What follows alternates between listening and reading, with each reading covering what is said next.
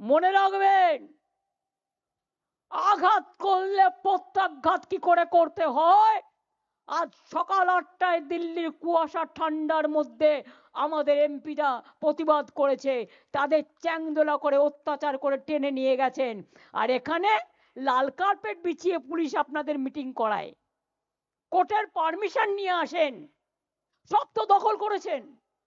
আমি কোর্টকে দোষ দিই না, বিচারের কাছ থেকে আমরা বিচারের বাণী আশা করি, নাথিং এলস।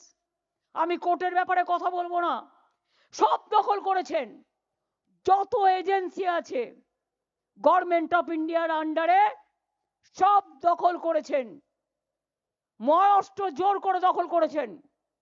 আমি চ্যালেঞ্জ করে বলছি, হরিয়ানা জোর করে দখল করেছেন, বিহার জোর করে দখল করেছেন,